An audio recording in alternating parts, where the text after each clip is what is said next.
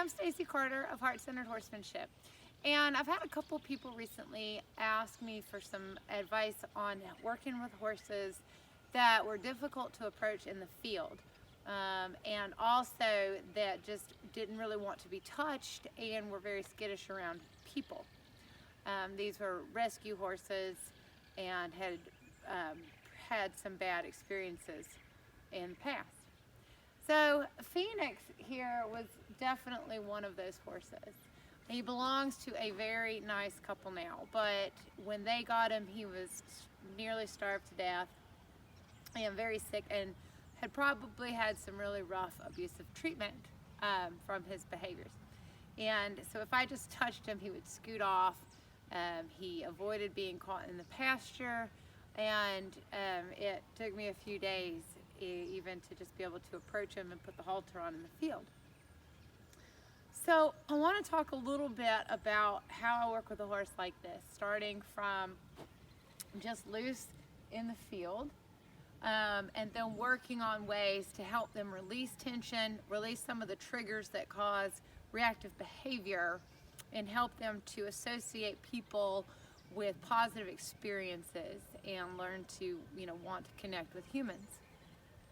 So the first thing is approaching.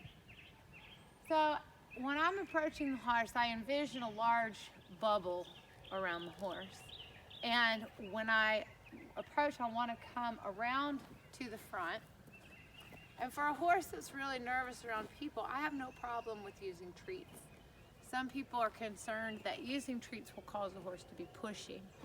And true, we do need to work on boundaries and have effective boundaries, which we'll talk about later.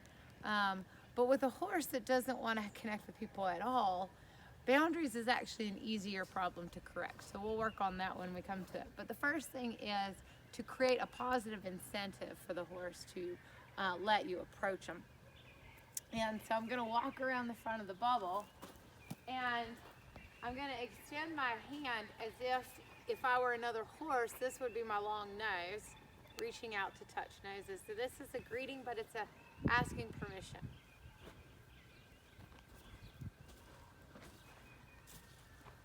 So if he were to tense up before he moved away, ideally, I would stop in that place and wait for him to relax. And then I might even ease back a little bit.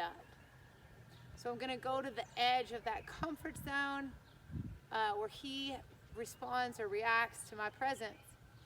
If he perceives me as a form of pressure, I want to be at the front where I'm stopping him as opposed to where I'm pushing him away. But again, I also am asking his permission with what I think of as a handshake. And Phoenix now is letting me in, but definitely there was a time where just standing here was about as much as he could tolerate. So I could come in this space, and I would stand here and just breathe and ground and be a calming influence and use an intention of relaxation and just help him to become more comfortable with that. And also using treats is great because most horses like treats. So that just provides a little more incentive. Now, again, Phoenix will let me put my hands on now, but there was a time where I couldn't do this. And I wanted to show him that touch could actually be a positive experience. So I used the halter and lead rope so that I could keep him close enough to me to even introduce the possibility of touch as a positive experience. Had I not added the halter and lead rope, I don't know that he ever would have even let me do this. He would have just continued to avoid touch by moving away. So now he'll let me do this without a halter. And the first thing I'm doing is really simple. I'm just laying my hand on, and I'm noticing his response. And I'm using a pressure that he's comfortable with. hand to kind of sink into the tissue, feeling the warmth of my hand start to help him relax. And often I'll just naturally find a small rocking motion here. I'm watching the horse. I might see him blinking. I might see the lip quiver.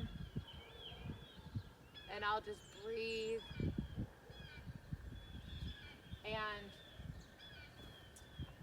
again, here I'm just adding a hand on his pelvis and adding a small rocking movement here.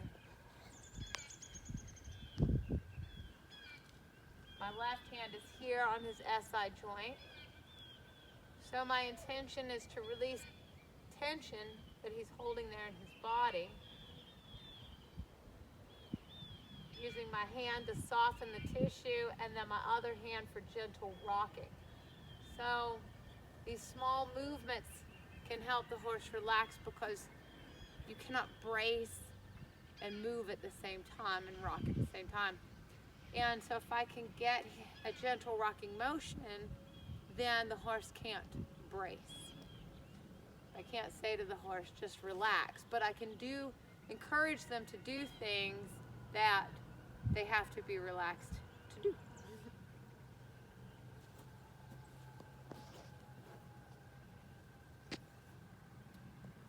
He holds a lot of tension in his neck, and they're even touching the neck.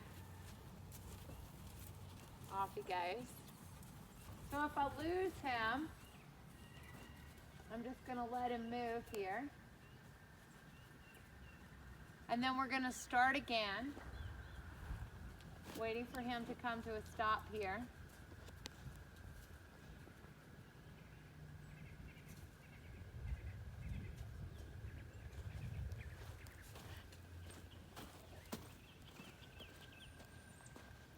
I'm going to come around to the front of his bubble again.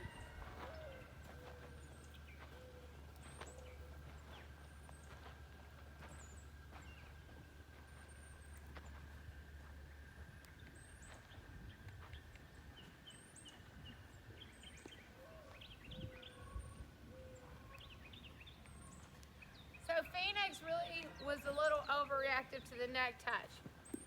I want to change that response to one of softening and relaxation. And again, working with the horse when they are loose in a space like this is really, really important to their progress. But next I'm going to demonstrate how using a halter and lead rope can also help to kind of speed the process along by creating some boundaries to encourage the horse to try something new that they might otherwise avoid, so that you can even introduce the possibility of a different response.